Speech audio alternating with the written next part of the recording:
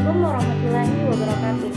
Saya Nokita Sari dengan NIM L1A120242 kelas C. Saya Sarwayuni, Tambuk L1A12020 kelas E.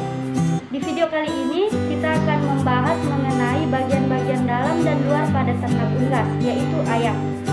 Baiklah, langsung saja kita ke langkah pertama, yaitu bagian luar pada ternak ayam. Ya, baiklah, di sini saya akan menunjukkan bagian luar dari hewan unggas ayam.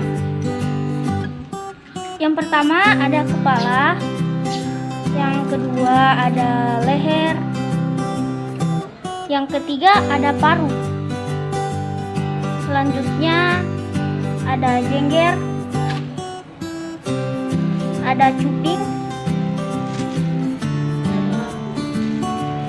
selanjutnya dada, selanjutnya ada sayap, selanjutnya bagian punggung,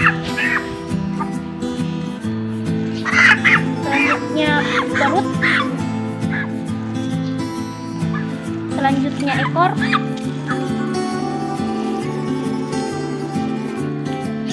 selanjutnya paha,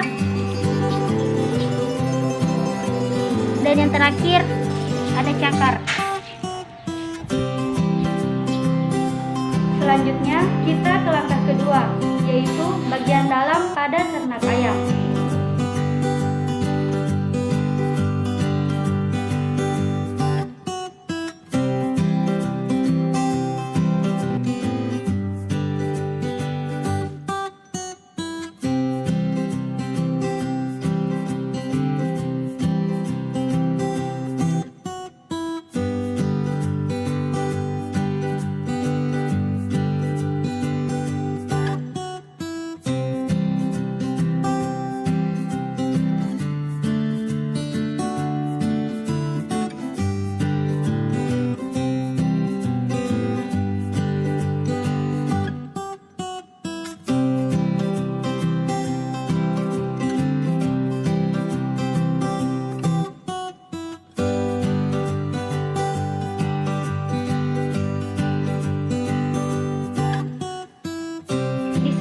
Saya akan menunjukkan bagian-bagian dalam pada ternak ayam.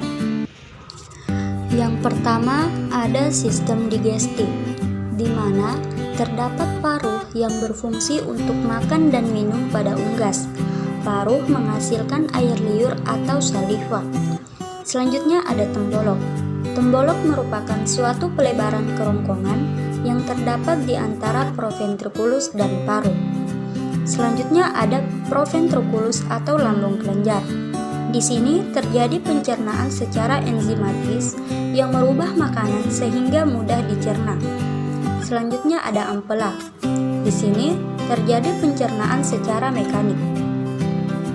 Selanjutnya ada usus halus. Usus halus berfungsi untuk menggerakkan makanan dan memperluas permukaan untuk menyerap sari-sari makanan oleh pili-pili pada dinding usus. Selanjutnya ada usus besar. Usus besar berfungsi untuk merombak sisa-sisa makan yang tidak tercerna menjadi feses. Selanjutnya ada sekum. Saluran pencernaan ini atau sekum terjadi pencernaan karbohidrat, protein, dan absorpsi air. Selanjutnya ada esofagus. Pada esofagus terjadi gerakan peristaltik untuk mendorong makanan masuk ke pencernaan berikutnya. Selanjutnya ada hati. Fungsi hati salah satunya yaitu mendetoksifikasi komponen berbahaya. Dan terakhir ada kloaka. Proses pencernaan terakhir terjadi pada kloaka. Kloaka merupakan tempat pengeluaran sisa-sisa atau ampas dari pencernaan dan urin. Yang kedua ada sistem pernafasan, di mana terdapat nares yang berfungsi mengambil udara untuk bernafas. Selanjutnya ada pangkal tenggorokan atau laring yang dikenal sebagai kotak suara, merupakan penghubung untuk faring dan trakea. Nah, ini merupakan trakea. Fungsi trakea sendiri adalah sebagai penyedia akses pernapasan bagi tubuh.